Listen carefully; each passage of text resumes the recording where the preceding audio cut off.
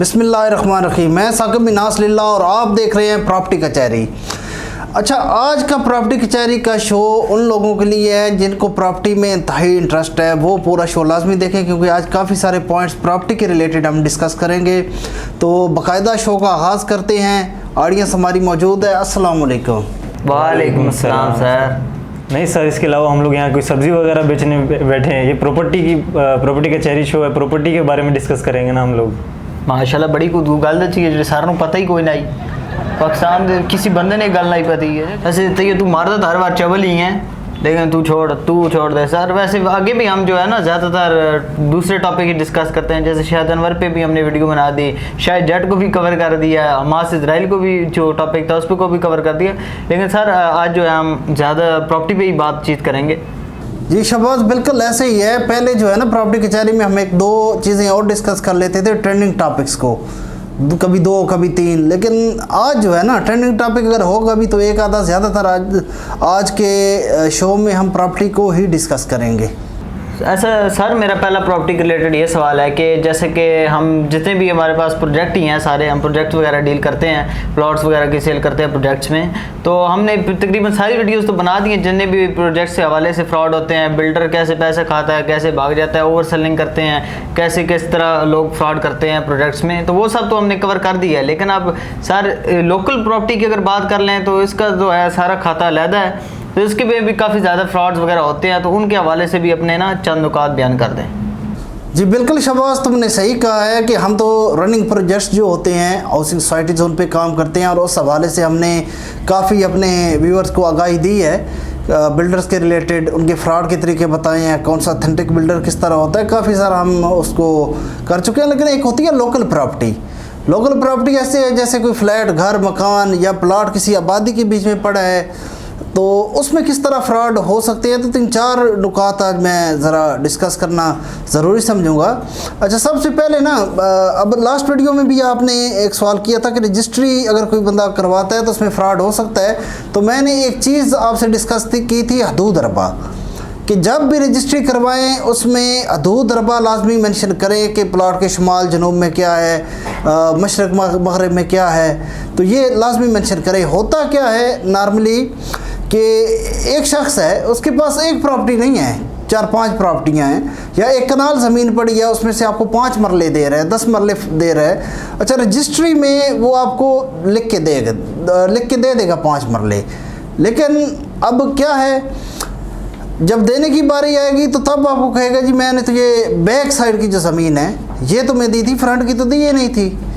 ज़ाहिर बात है, आपने जब रजिस्ट्री में हदूद रबा मेंशन नहीं किया तो आप फंस चुके हैं। या वक्ती तौर पे आपको एक वो बैक फ्रंट की ज़मीन दे देता है रजिस्ट्री करके, लेकिन जो है एक्चुअल रजिस्ट्री बैक साइड की ज़मीन की कर देता है, लेकिन एक्चुअल फ्रंट साइड की ज़मीन की रजिस्ट्री किसी और को करके दे देता है। लेकिन अब आपको तो उसने वर्बली फ्रंट कहा है, रजिस्ट्री बैक साइड की एरिया की दिया, आपने वहाँ पे कंस्ट्रक्शन स्टार्ट की तो दूसरी पार्टी आ गई जिसके पास एक्चुअल रजिस्ट्री फ्रंट की ज़मीन की थी, तो वहाँ पे फिर आप फंस चुके हैं। तो हदूद रबा आपने लाजमी मेंशन करना है रजिस्ट्री के अंदर, इस चीज़ को आप लाजमी समझ लें। और ये एक बहुत बड़ा फ्रॉड होता है इस वक्त मार्केट के अंदर, बहुत बड़ा फ्रॉड हो रहा है कि रजिस्ट्री किसी और एरिया की आपको करके दे दी जाती है, हदूद रबा मेंशन नहीं किया जाता, बाद में वो ज़मीन जो आपको वर्बली बताई गई है आप कब्ज़ा करते हैं तो उस पर इशूज़ क्रिएट हो जाते हैं। इस चीज़ का आप जो है ना लाजमी ख्याल रखें। अच्छा, फिर ज़मीन आपको मुश्तरका खाता में से दी जा रही है,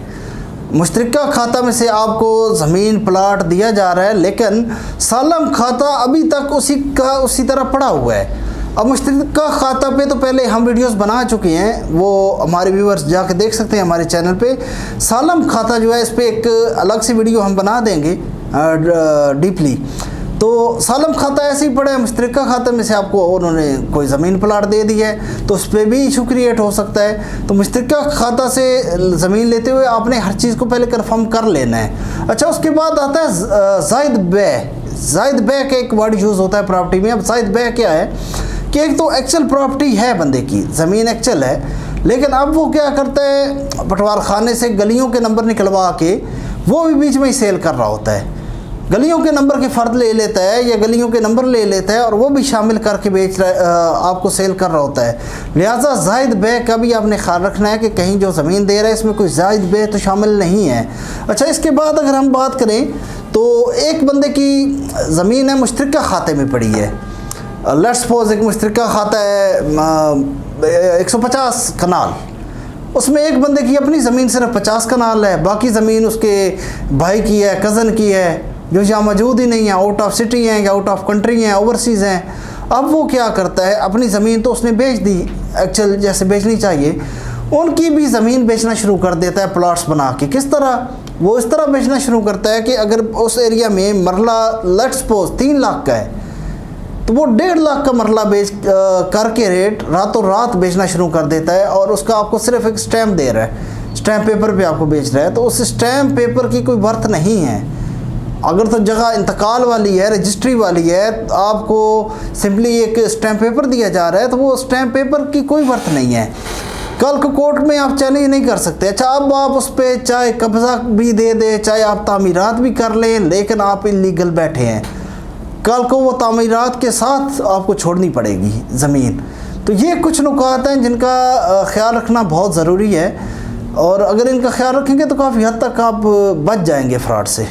अच्छा सर, ये तैयब जो है हमारा, ये भी पहले जब आया था हमारी टीम में तो नहीं था, ये भी प्लॉट ही ख़रीदने आया था हमारे ऑफिस में। हमने जब अब्दुल्ला विलेज के से बताया भाई फलां गवर्नमेंट एम्प्लॉयज़ को इस तरह डिस्काउंट दे रहे हैं और तुम भी आ जाओ, क्या रेट सुन के कहता है ये तो बहुत ज़्यादा है, मुझे वहाँ पे प्लॉट 2.5 लाख का मिल रहा है, तुम लोग इतना महंगा दे रहे हो, वहाँ पे प्राइम लोकेशन पे मुझे मिल रहा है। तो सर इस तरह बातें करके ये चला गया। जब इसने स्टाम्प पेपर पे से भी ज़मीन बेच दी किसी ने, 3-4 महीने बाद आया और मुझे मैं आके बताता है कि हाँ वाकई यार बहुत प्राइम लोकेशन पे दी है, रोड मेरे ज़मीन के ऊपर से गुजर रहा है। तो इस तरह इसके साथ भी फ्रॉड हो गया था।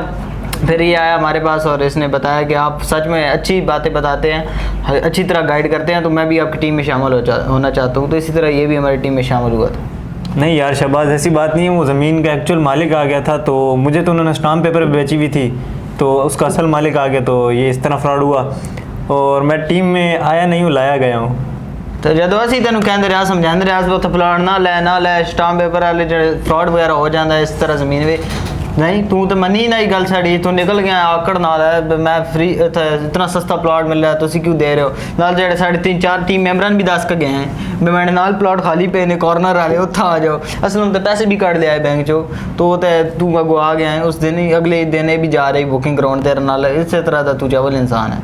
हाँ ना शहबाज, असल में इसी वजह से तो मैंने प्रॉपर्टी ज्वाइन की है, अभी स्टेट से मार्केटिंग में आया हूँ और यहाँ पे मैंने ऑफिस ज्वाइन किया है प्रॉपर्टी सीखने के हवाले से, क्योंकि अभी मुझे प्रॉपर्टी सीखने का बहुत शौक हो गया।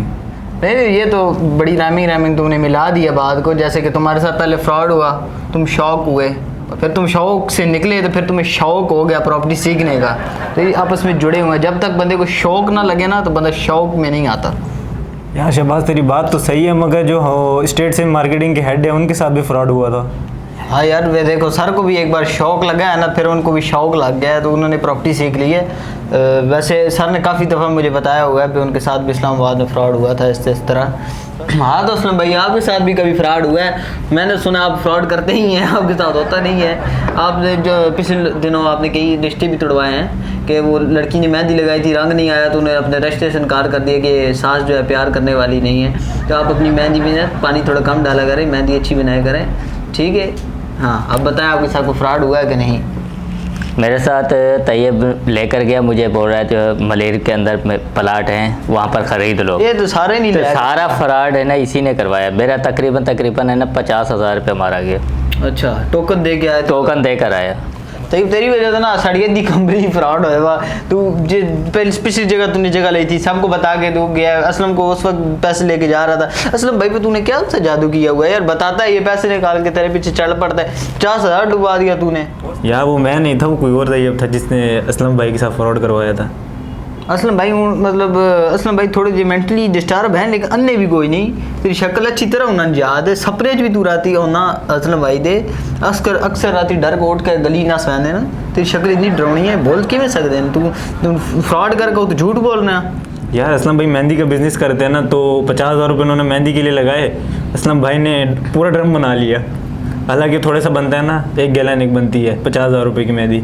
तो असलम भाई ने पूरा ड्रम बना लिए, किसी ने देख लिया इसको असलम भाई को पानी डालते हुए, तो असलम भाई का वहाँ से नुकसान हो गया। अच्छा, नुकसान हो गया। तो ड्रम का मलीर से क्या ताल्लुक है, प्लाट से क्या ताल्लुक है जो तुमने असलम भाई के साथ किया है? झूठ पे झूठ, झूठ पे झूठ, अपने साथ तूने पैसे डुबाए वहाँ पे। उससे पहले ही असलम भाई, ये ज्वाइन करने से पहले की बात है जब इसने डुबा दिए थे पैसे। असलम भाई ने मुझे बताया था। अब तू यहाँ क्या, अब तू कोई हरकत करियो, ठीक है? क्या 1 ड्रम पानी दा विच जो सट्टो हूँ तो मेहंदी कितों है ना भरी से थजू थोड़ी क्या टीका चाहिए सो हूँ टीके डाल ले सो बदे नहीं क्या डाल ले सो तू पागल तो नहीं हुई, मिंटल तो नहीं हुई। मेरा 50,000 रुपये उत्था मरवाई तो हूँ भला मेहंदी दे पिछू पै गई। जब यही कारोबार बंद करा भला क्या तेरे कट्ठे भीख मंगा? यार शहबाज ये देख हरकतें इसकी देख, ये चाय के अंदर ना नस्वार डाल के चाय पिलाते स्टेट से मार्केटिंग को पूरी को। नस्वार डाल के तू जिंदा रहता, नस्वार डालता तो नहीं ना मर जाता। नहीं चुप कर जाओ यार, चुप कर जाओ पापियों, चुप कर जाओ। दिमाग खराब कर दिया यार तुम दोनों, तुम दोनों ठीक हो यार, मैं ही गलत हूँ।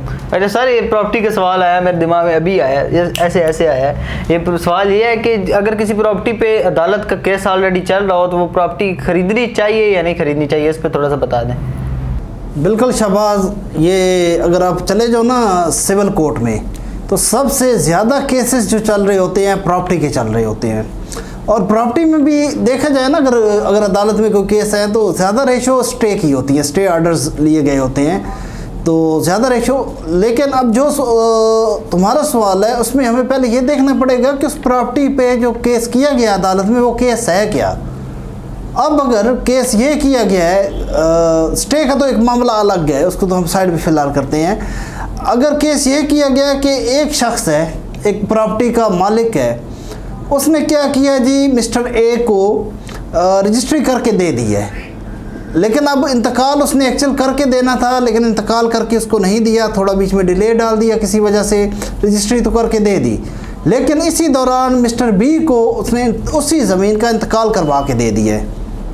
अब क्या होगा, मिस्टर ए के पास रजिस्ट्री है, भले कब्ज़ा है, वो कोई तामीरात शुरू करेगा तो दूसरी पार्टी जो है वो केस कर देगी, मिस्टर बी जो है, क्योंकि इंतकाल तो उसके पास है। अदालत में केस चलेगा, दोनों पार्टियों के ठीक ठाक पैसे लगेंगे। उसके बाद कोर्ट का सिंपली फैसला आएगा क्या कि जिसकी डेट पहले की है, अगर तो रजिस्ट्री वाले की डेट पहले की है तो वो हकदार है, अगर इंतकाल वाले की पहले की डेट है तो इंतकाल वाला हकदार है, तो उसके बाद केस वाइंड अप हो जाएगा। अब इस दौरान अगर कोई तीसरा शख्स वो प्रॉपर्टी ख़रीद लेता है तो ऑटोमेटिकली वो फंस जाता है।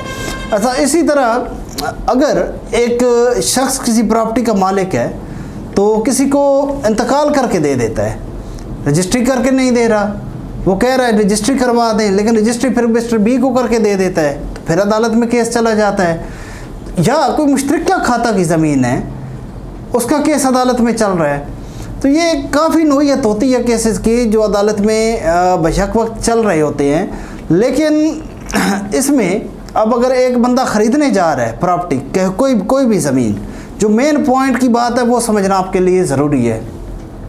ख़रीदने जा रहा है लेकिन उसको पता चल जाता है कि इस प्रॉपर्टी पे अदालत में केस है और वो बैक हो जाता है कि नहीं, मैं नहीं ख़रीद रहा क्योंकि आप जो ये प्रॉपर्टी मुझे बेच रहे हैं इस पे तो ऑलरेडी केस चल रहा है।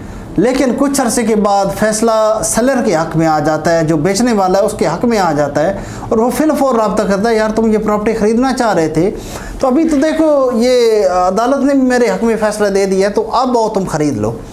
तो आपको उस चीज़ से अवॉइड करना है, कम अज़ कम 1 महीने का आपने बीच में टाइम डालना है।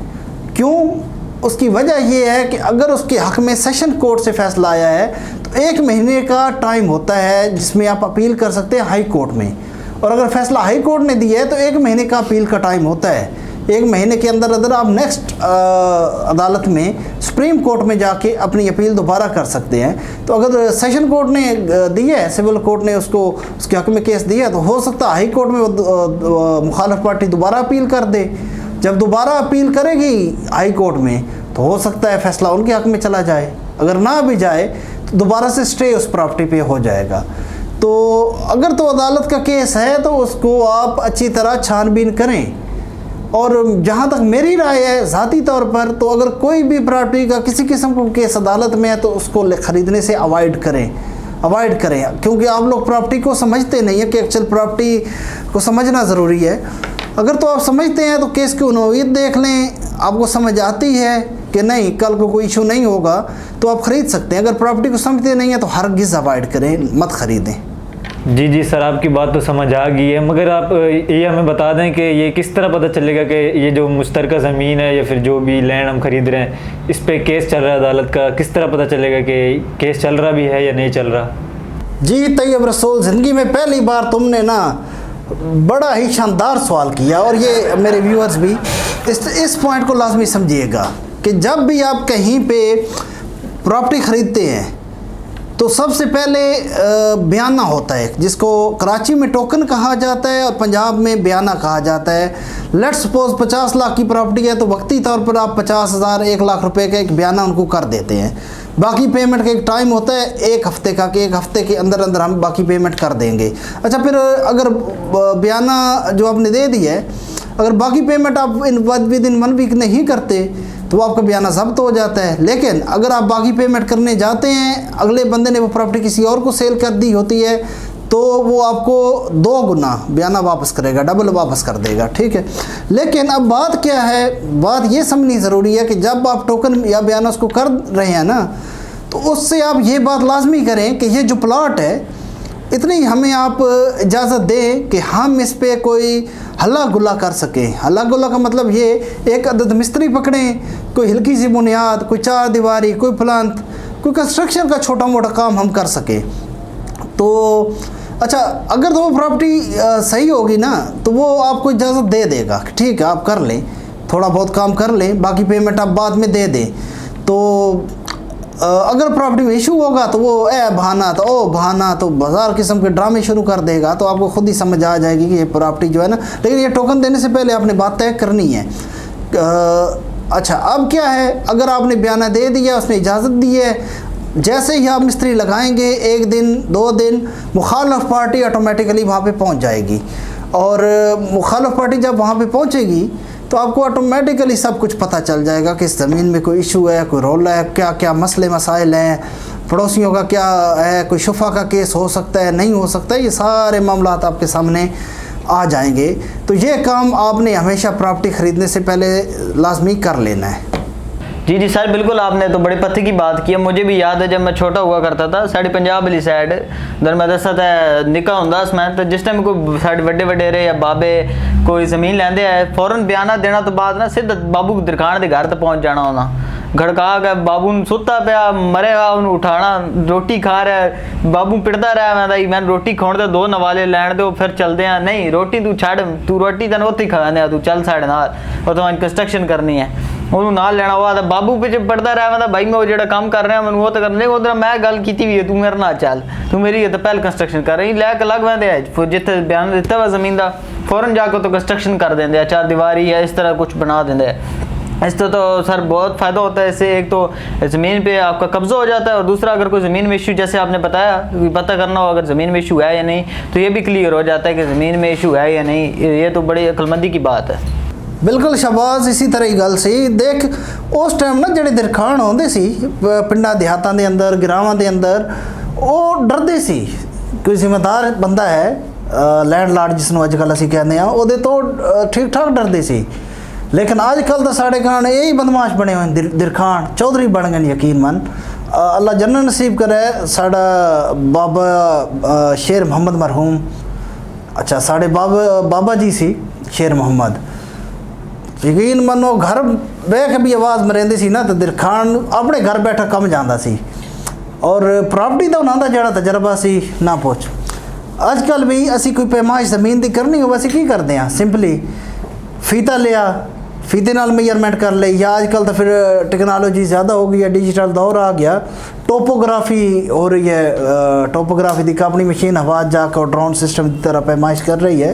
لیکن اس ٹائم بابا شیر محمد مرحوم جڑے ساڈے قدم ایک ہی سائڈ تو چلنا, زمین تے شروع ہونا, دوسری سائڈ تک پہنچنا, پھر ادھر ان جانا, پیدل چل کو زمین دا ایریا تو دس دیں سی کہ اتنی زمینیں بنتی ہے. ਇਹਦੇ ਵਿੱਚੋਂ ਕਰਮ ਵਾਲਾ ਇੱਕ ਰੂਲ ਅਪਲਾਈ ਹੁੰਦਾ, ਲੇਕਿਨ ਕਰਮ ਦੇਖੋ, ਕਰਮ ਦੀ ਵੀ ਇੱਕ ਐਕੂਰੇਟ ਪੈਮਾਇਸ਼ ਅਸੀਂ ਨਹੀਂ ਲੈ ਸਕਦੇ, ਸਾਡਾ ਇਤਨਾ ਐਕਸਪੀਰੀਅੰਸ ਨਹੀਂ ਹੈ, ਭਲੇ ਅਸੀਂ ਕਦਮ ਮਾਰ ਲਈਏ ਲੇਕਿਨ ਐਕੂਰੇਟ ਨਹੀਂ, ਥੋੜਾ ਡਿਫਰੈਂਸ ਜ਼ਰੂਰ ਹੋਏਗਾ, ਲੇਕਿਨ ਉਹਨਾਂ ਦੀ ਪੈਮਾਇਸ਼ ਵਿੱਚ ਕਦੀ ਡਿਫਰੈਂਸ ਨਹੀਂ ਸੀ ਆਇਆ। ਔਰ ਉਹਨਾਂ ਦਾ ਵੀ ਅਸੂਲ ਇਹ ਹੀ ਹੁੰਦਾ ਸੀ ਕਿ ਕਦੀ ਕਿਧਰੇ ਜ਼ਮੀਨ ਲੈਣੀ ਹੈ ਤਾਂ ਸਭ ਤੋਂ ਪਹਿਲੇ ਉੱਥੇ ਆਪਣਾ ਕਬਜ਼ਾ ਜਮਾਉਣਾ ਹੈ, ਔਰ ਕਬਜ਼ਾ ਜਮਾਉਣ ਨਾਲ ਇੱਕ ਤਾਂ ਕਬਜ਼ਾ ਹੋ ਜਾਂਦਾ ਹੈ ਉੱਥੇ ਤੁਹਾਡਾ, ਔਰ ਦੂਸਰਾ ਪਤਾ ਚੱਲ ਜਾਂਦਾ ਕਿ ਕੋਈ ਕੇਸ ਤਾਂ ਜ਼ਮੀਨ ਤਾਂ ਨਹੀਂ ਚੱਲ ਰਿਹਾ, ਕੋਈ ਮਸਲਾ ਤਾਂ ਨਹੀਂ ਹੈ, ਔਰ ਕੋਈ ਮਸਲਾ ਹੈ ਤਾਂ ਉਹ ਸਾਹਮਣੇ ਆ ਜਾਂਦੇ ਨੇ। ਫਿਰ ਉਹ ਹੀ ਸਾਡੇ ਬਾਬੇ ਸ਼ੇਰ ਮੁਹੰਮਦ ਮਰਹੂਮ ਦੇ ਔਲਾਦ ਚੋਂ ਜਿਹੜੇ ਬੜੇ ਬੇਟੇ ਨੇ, ਮਾਮੂ ਵੀ ਲੱਗਦੇ ਨੇ ਮੇਰੇ ਮੁਖਤਾਰ, ਮਾਸ਼ਾਅੱਲਾ ਅੱਛਾ ਐਕਸਪੀਰੀਅੰਸ ਹੈ ਪ੍ਰੋਪਰਟੀ 'ਚ ਉਹਨਾਂ ਦਾ, ਔਰ ਪਟਵਾਰਖਾਨੇ ਦਾ ਸਿਸਟਮ ਵੀ ਬਹੁਤ ਬਿਹਤਰ ਉਹ ਸਮਝਦੇ ਨੇ। ਅਸੀਂ ਤਾਂ ਉਹਨਾਂ ਦੇ ਸਾਹਮਣੇ ਬੱਚੇ ਹੀ ਹਾਂ, ਜਿतना भी प्रॉपर्टी जगह टुट जाइए लेकिन उन्होंने बीट असी नहीं कर सकते, तो उन्होंने भी अच्छा एक्सपीरियंस है। तो पुराने बजुर्गों की तो क्या गल है, और पिंड देहात गिरां एक अलग ही मामलात होंदे ने उन्होंने दे, लेकिन अजकल जड़ा ना कंस्ट्रक्शन कंपनियां बन गई, ठेकेदारी निज़ाम आ गए, ना वो मिस्त्री रहे, ना वो दिरखान रहे, तो ना वो बाबे रहे, जिन्हों का डर दिरखाना नूं होंदा सी, अजकल कोई डर नहीं। बाबू का जड़ा निक्का भरा उन्होंने तू काबू करके दिखाई मन किसा दिन, जे काबू आ गया तो फिर मैंने दसी। जी जी सारे जड़े साढ़े पुराने दरखान है, बाबलाई हो गया, दोसा दरखान, बाला दरखान, ये तो साढ़े बुजुर्गों के बड़े ताबेदार है, वफादार है, वो तो आवाज़ मरेंदे चौथे पंजवें महल्ले चो नसदे होंदे है, ना दी लत्तां कमरी होंदियां, लेकिन साढ़े अजकल दे दरखान वेख लो, जेह्ड़े मैं तुहानूं दस्सना पहले बाबू दरखान ते तेरे घबरा काला दादा मारते रहे, परवाह ही नहीं, जिसे सिरा तो जूं ही नहीं रिंगदी ना दे, आज सर आ रहे हैं बस नाश्ता करके पहुँच रहे हो तो घर सुते पे होंगे, और पत्नी कितने कितने घंटे सुते रहते और फिर आते नखरे ना ले भी है ना दे, तो बिल्कुल डर है ही कोई ना जो साढ़े पहले दरखाना दे होंदा ही दिल में, ये तो अजकल आप ही बदमाश हैं। यार शहबाज, ये जो तू बाला दरखान लगाया हुआ है, फलाना जिमखाना लगाया हुआ है, ये कौन सा इलाका है जो तू बात कर रहा है जिसकी? नहीं तो मैं तेन बड़ी अच्छी तरह समझाना कौन सा इलाका है। मोहल्ला लीला अलवाना, पोस्ट ऑफिस लीला शरीफ, तहसील पिंड दादर खान, जिला जेलम। अच्छा, जेलम की बात कर रहे हैं। हूँ तो सारा पे जो लैग आया, फिर हीर छोर आई, छोरी आई, फिर उत्ते ही आ गया, इलाका पूरा तो मोहल्ले तक लै गया, फिर जेलम की बात कर रहे हैं। यार घर नंबर तो बताया नहीं, मोहल्ला तक बता दिया। जी मैं तो घर नंबर पूरा एड्रेस दसे ना, कब्रिस्तान लीला हलवाना रोड की परली साइड था ना, बाबी लाई दी कबर तो बाबे शेर मोहम्मद खान की कबर उत्थे मौजूद है, जाकर किसी दिन फ्री होए तो मिल लावी। ठीक जी सर, अभी ये गुफ्तगू हो रही थी, इसने कुछ सवाल चवल मारी थी तो उसका आपने जवाब दिया बड़ा खूबसूरत सा पे थोड़ी देर पहले। उसमें आपने एक वर्ड यूज़ किया था स्टे, तो उसका आप थोड़ा बता दी स्टे क्या होता है अदालती केसेस में। जी बिल्कुल शहबाज, अक्सर ना आप लोगों ने भी सुना होगा कि फ़लाँ एक ज़मीन थी उस पर स्टे हो गया, फ़लाँ एक शख्स था उसने फ़लाँ ज़मीन का स्टे ले लिया, तो स्टे का लफ्ज़ आपने अक्सर सुना होगा। देखिए स्टे जो है ना, ये एक ऑर्डर है, स्टे ऑर्डर इसको कहते हैं, और ये कोर्ट से लिया जाता है। जब भी किसी ने किसी ज़मीन का स्टे लेना हो तो वो सबसे पहले सिविल कोर्ट से रब्ता करता है। अच्छा, सिविल कोर्ट आपका फर्स्ट फॉरम होता है। अच्छा, सिविल कोर्ट एक्चुअल केसेस जो डील कर रहा है ना हमारा, जो जब भी किसी शख्स के लीगल राइट्स को हिट किया जाए या फंडामेंटल राइट्स को हिट किया जाए, तो वो जो उस चीज़ को इंसाफ के लिए अप्लाई करेगा वो सिविल कोर्ट में जाएगा। कोर्ट्स भी काफ़ी सारी हैं, लेकिन वो ये जो तलक है ना राइट्स के, लीगल राइट्स के या फंडामेंटल राइट्स के, ये सिविल कोर्ट में जाते हैं। तो ये भी एक लीगल राइट जो है ना, आपको चाहिए स्टे ऑर्डर आपने लेना है तो सिविल कोर्ट से आप रब्ता करते हैं। ये फर्स्ट फोरम है, फर्स्ट स्टेप है। उसके बाद फिर केस ऊपर बढ़ता जाता है तो हाई कोर्ट, सुप्रीम कोर्ट के बाद के मसले हैं। तो एक्चुअल में ये एक स्टे ऑर्डर है जो कोर्ट में आपको एक केस करना पड़ता है, और इस केस को अगर मैं यहाँ पे आपके साथ बयान करूँ तो ये ऑर्डर नंबर 39 रूल 1 और रूल 2 के तहत किया जा सकता है। इसके अलावा जो इसकी एग्ज़ाम में आता है section 152 civil procedure code 1908 specific relief act. अच्छा, ये जब आप कोर्ट से स्टे ऑर्डर लेते हैं तो ये दो तरह के होते हैं, एक टेम्परेरी इंजेक्शन और एक परमानेंट इंजेक्शन। तो ये दो तरह के स्टे ऑर्डर्स हैं। अब अगर मैं आगे बात करूं कि स्टे कौन ले सकता है और किस तरह ले सकता है। अच्छा, जैसे एक अब ज़मीन है, ज़मीन पे अगर कोई शुफा का केस कर देता है, अके शुफा आपने पहले एक वीडियो बनाई है, शुफा का केस करता है तो अदालत क्या करेगी, फौरी तौर पर एक स्टे ऑर्डर जारी कर देगी। अब स्टे ऑर्डर जारी करेगी, स्टे ऑर्डर में होता क्या है कि वो जो ज़मीन है, जब उसका स्टे ऑर्डर जारी कोर्ट की तरफ से हो जाता है, ना वो सेल हो सकती है, ना उस पर कोई कंस्ट्रक्शन हो सकती है, और ना ही उसका कब्ज़ा हो सकता है। तो ये 3-4 चीज़ों के लिए उस ज़मीन को रिस्ट्रिक्ट कर दिया जाता है। अगर उस पर कंस्ट्रक्शन चल भी रही है, तामीरात चल भी रही हैं, तो वो वहीं पे फौरी तौर पर रुक जाती हैं, वो ज़मीन बेची नहीं जा सकती। अच्छा, ये एक सूरत है। इसके अलावा काफ़ी सूरतें हैं जिनमें स्टे ऑर्डर लिया जा सकता है कोर्ट से। जैसे एक ज़मीन किसी शख्स ने किसी को बेची है, लेकिन रजिस्ट्री दी है, इंतकाल नहीं दिया, इंतकाल किसी और को दे दिया है। अब पहला शख्स उस पर कंस्ट्रक्शन कर रहा है, दूसरा स्टे ले लेता है, या दूसरा शख्स कंस्ट्रक्शन कर रहा है, पहला स्टे ले लेता है। स्टे का मतलब ये होता है कि किसी की ज़मीन है, लेकिन उसके साथ ज़ोर ज़बरदस्ती से कब्ज़ा किया जा रहा है, तो या उससे हथियाई गई है, ज़मीन छीनी गई है और उस पर कंस्ट्रक्शन जारी हो गई है, तो वो अपना हक़ वापस चाहिए, ज़मीन वापस चाहिए कि मज़ीद आगे कंस्ट्रक्शन ना हो, या ये शख्स आगे मज़ीद इस ज़मीन को बेच ना दे।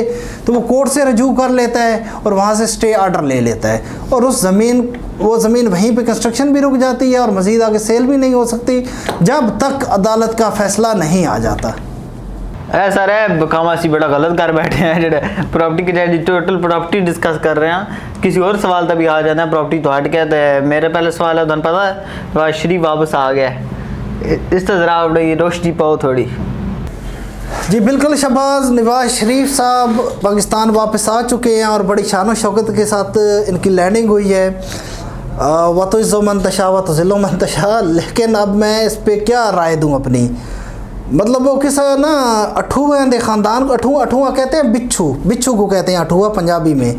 अठूवें दे ख़ानदान को पूछा वह थोड़ा सरदार कौन है, उन्हें क्या जिद्दे पिछे हाथ लाओ वो वही सारा सरदार है।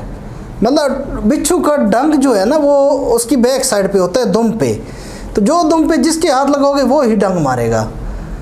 तो ये जितने भी हैं ना पॉलिटिशियंस, ये सारे के सारे डैश।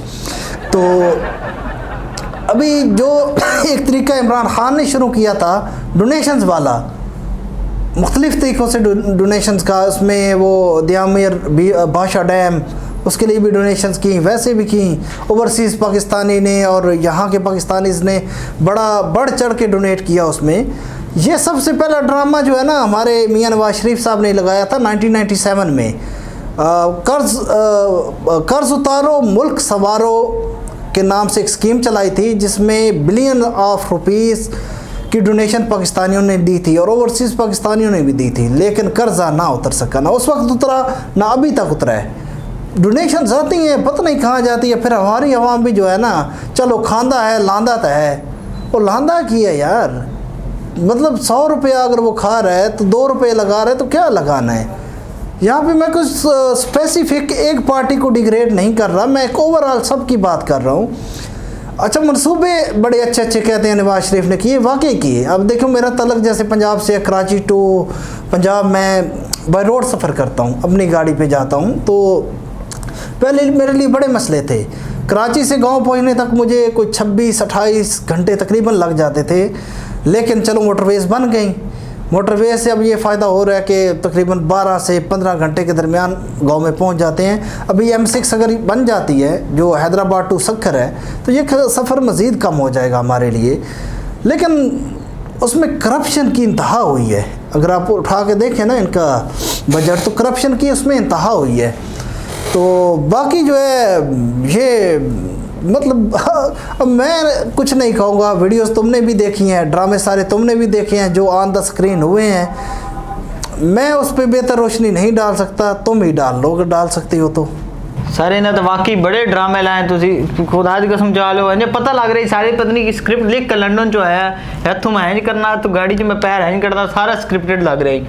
जो है वो होता है मरकम नवाज तो वेखिए वीडियो जो कहती है मोबाइल्स की लाइट्स ऑन कर लें, कोई बैटरी को फर्क नहीं पड़ता। एक बंदे नहीं की थी लाइट ऑन, अंधेरा सामने नजर आ रहा है। वो एक तो जो कबूतर आके बैठा नवाज शरीफ के पिछों तो वीडियो लीक हुई होती, जो बंदा उड़ा रहा कबूतर नाप नाप के स्टेज के अगे सट रहा उन्होंने, एक कुदरती आके बह भी गया, आता उसने चाह के पत्नी खुद ਨੂੰ शायद हिंदुस्तान समझ रहा है, पत्नी क्या समझ रहा है, वो सारे स्क्रिप्टेड। उस तो बाद जो काउंटिंग सिखाई है पूरे पाकिस्तान को, खुदा की कसम बोलनी नहीं। तो उसने क्या जो नाइट, पता है आपको 1990 से 2023 तक कितना वक्त बनता है? 23 साल। सन भी समझ आ गई जी, बिल्कुल ऐसे ही है। 23 साल ही जी अगर नारे मारिए वो भी सुनी भी 33 साल कह रहे हैं, 23 साल ठीक है मान लिया सी। दूसरी कोई सार जलसा नहीं है, मतलब चवलें ही आन चढ़ियां सारियां ऐसे अंगू चवल दी चवल ही आई वो भी सर। करण अर्जुन तुम भूल जाओगे, तुम स्टेज की वीडियोज़ तो वेखो, वो जब पे पाव आगे मिले जा रहा है मरियम नवाज नू, पत्नी को गड्डी ना मिल सकते, एयरपोर्ट भी ना मिल सकते, स्टेज उत्ते ही मिलना जरूरी है। मेरा हम ना वो के सिंपैथी इन्होंने गेन सिंपैथी गेन करना तो पूरी कोशिश की थी हर तरह ना।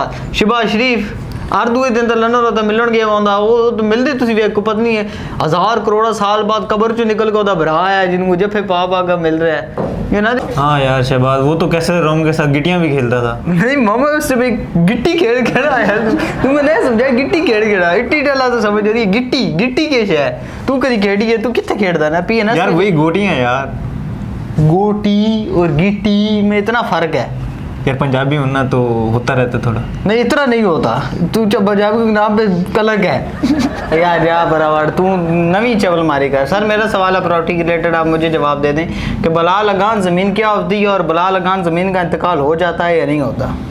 जी शहबाज, ये तो बड़ा एक हिडन क्वेश्चन तुमने निकाला है। बला लगान ज़मीन, बला लगान ज़मीन असल में वो ज़मीन होती है, ज़मीन का वो टुकड़ा होता है जिसका एक्चुअल मालिक कोई और हो लेकिन कब्ज़ा किसी और का हो, मालकी किसी और के पास, कब्ज़ा किसी और के पास। जब पटवारी के पास पटवार खाने में उसका रिकॉर्ड निकाला जाए, उसका मालिक लेट सपोज मोहम्मद अकरम है, लेकिन कब्ज़ा जो किया हुआ है वो मोहम्मद सुहेल ने किया हुआ है। मोहम्मद सुहेल के पास कोई लीगल डॉक्यूमेंट्स नहीं है कि वो ज़मीन उसकी है, ऐसी ज़मीन को बला लगान ज़मीन कहते हैं। अब वो सालों से कब्ज़ा चल रहा है एक शख्स का, वो करके बैठा है, लेकिन सिर्फ कब्ज़ा ही वो रख सकता है, वो उस ज़मीन पर कोई कंस्ट्रक्शन नहीं कर सकता, ना वो उस ज़मीन को बेच सकता है, तो उस ज़मीन को बला लगान ज़मीन कहते हैं। अच्छा, अब अगर जिस शख्स ने कब्ज़ा किया हुआ है वो शख्स मर्ज़ी से कब्ज़ा छोड़ना चाह रहा है तो उस पर फिर इंतकाल हो जाता है, जिसको इंतकाल तर्क कब्ज़ा कहते हैं। तो इंतकाल हो जाएगा, लेकिन अगर वो शख्स वफ़ात पा जाता है तो फिर वरासती इंतकाल उसके बच्चों के नाम पे जारी कर दिया जाएगा जिसका कब्ज़ा है, क्योंकि कब्ज़ा भी जो है ना बड़ा मैटर करता है प्रॉपर्टी में, कब्ज़ा होना। अगर एक ज़मीन पे एक बंदे का एक ख़ास अरसे तक कब्ज़ा रहा है तो वो उसका मालिक ही तस्वर किया जाता है। तो अगर उसका इंतकाल हो जाता है तो वरासती इंतकाल के ज़रिए वो वाली ज़मीन उसके बच्चों में डिवाइड कर दी जाएगी अकॉर्डिंग टू रूल्स।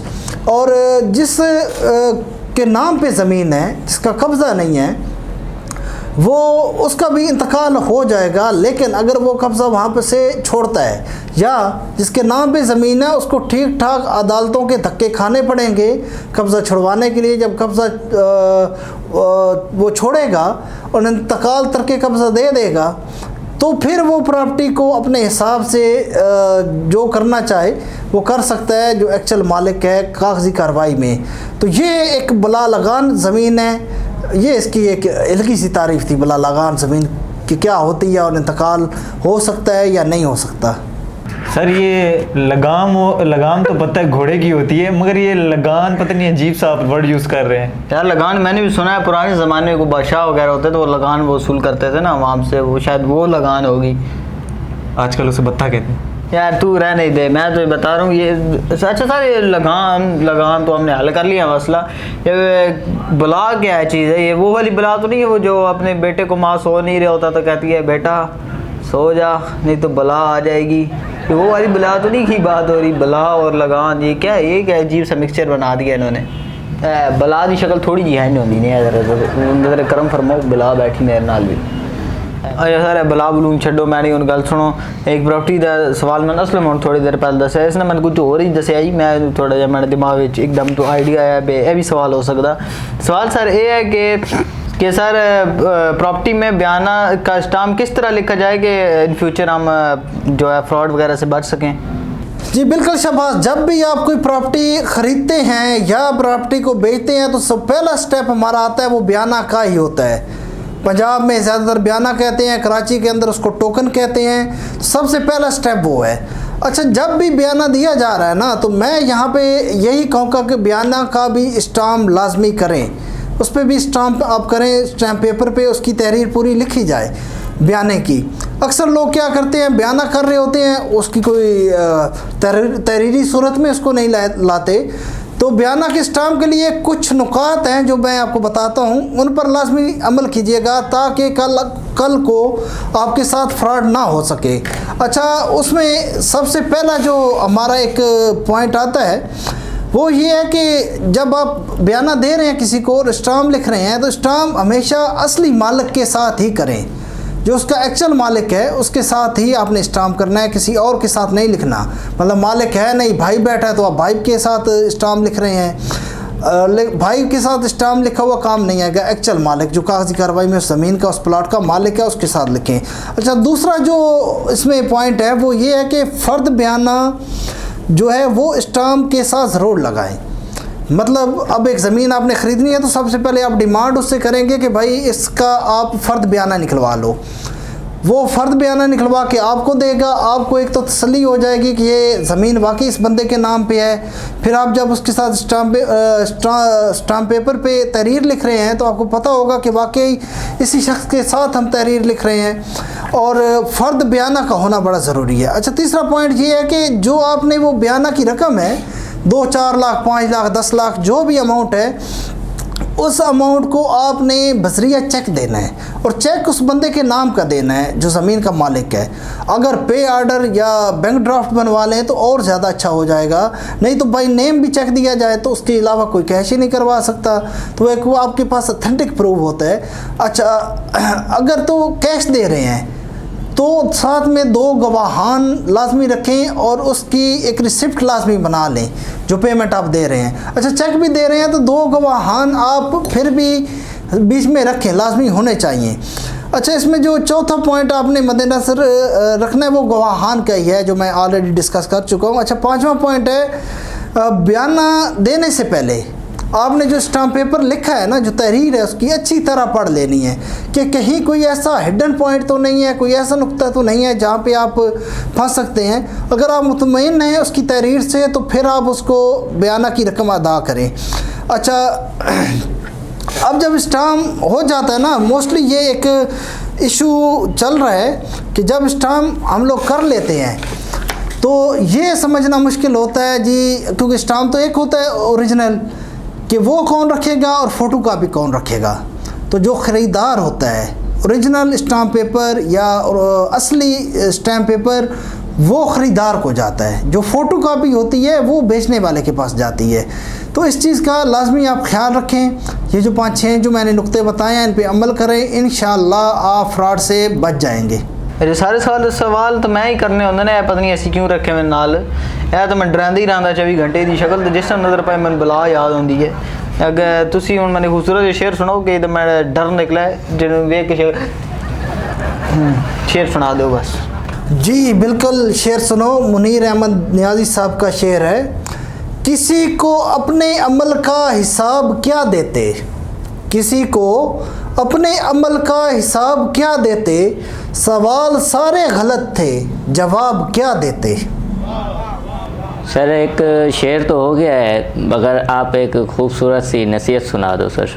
جی اسلم آج کی نصیحت سنو. دیکھو ایک ورڈ یوز ہوتا ہے لوزر. لوزر کا مطلب ہوتا ہے ہارنے والا یا ہارا ہوا. لاس نقصان, لوز کرنا, ہارنا, اصل میں اس کی کوئی حقیقت نہیں ہے. ہارنا زندگی میں کچھ بھی نہیں ہوتا. اگر کوئی کام آپ کرنا چاہ رہے ہیں पॉजिटिव काम। लेकिन हार के डर से आप नहीं कर पा रहे तो आप वो काम करें, हार कुछ भी नहीं होती। देखिए उस काम के करने से ना आपको दो फायदे होंगे, या तो आप जीत जाएंगे या आप कुछ सीख जाएंगे। तो कभी भी हार के डर से किसी काम को रोके मत, करें लाजमी। अगर हार भी गए ना then what, it's doesn't matter, come as come आप सीख ज़रूर जाएंगे और वो जो आपने अभी सीखा है वो आपको आगे फ़ायदा ज़रूर देगा। जी तो हमारे प्यारे प्यारे नाजरीन, ये था आज का प्रॉपर्टी कचहरी शो।